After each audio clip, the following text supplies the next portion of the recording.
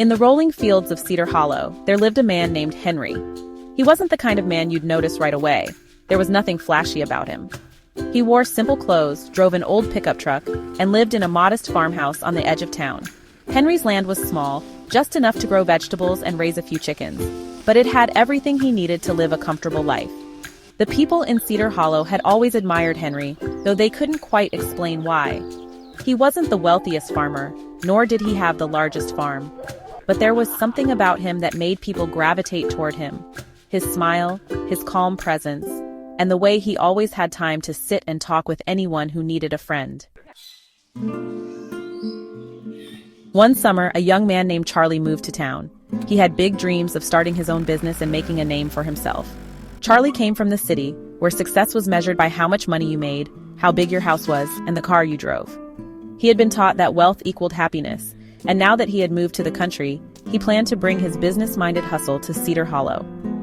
One afternoon, Charlie noticed Henry sitting on his porch, sipping lemonade and watching the sunset. Curious about the old man, Charlie walked over and introduced himself. I've heard a lot about you, Henry. People say you're one of the wealthiest men in town. Henry chuckled, a warm, hearty sound that filled the quiet evening. Wealthy, huh? Well, I guess that depends on what you mean by wealth. I mean, I'm sure you've worked hard all your life, and people seem to respect you. But I've driven past your farm, and it doesn't look like you've got much. No big house, no fancy car. So, what's your secret? Well, young man, let me tell you a little something about wealth. It's not about what you have in your bank account or the size of your house. It's about what fills your heart and the lives you touch.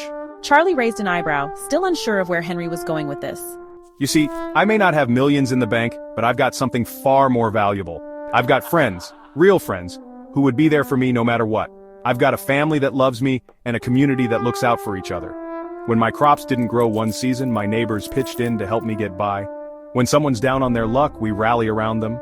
And every evening I sit on this porch watching the sun dip below the horizon, knowing that I've lived a good life. That's wealth, Charlie. That's real wealth.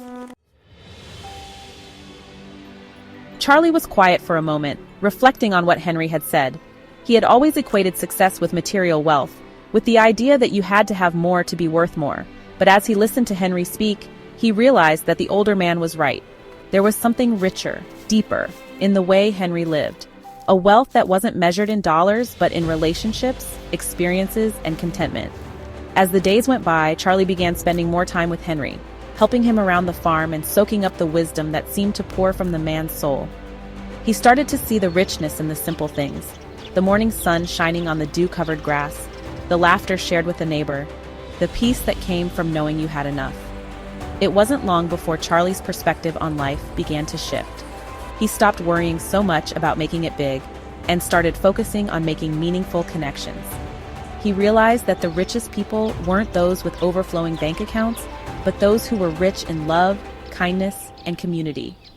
And when he saw Henry, sitting on that porch, surrounded by friends and family, Charlie finally understood what true wealth looked like.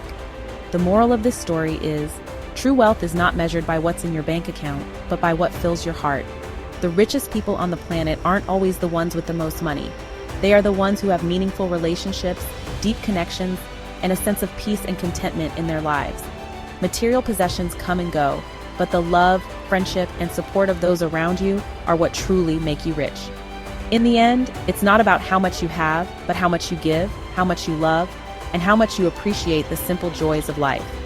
Wealth, in its truest form, is the happiness and fulfillment that comes from living a life full of purpose, connection, and kindness.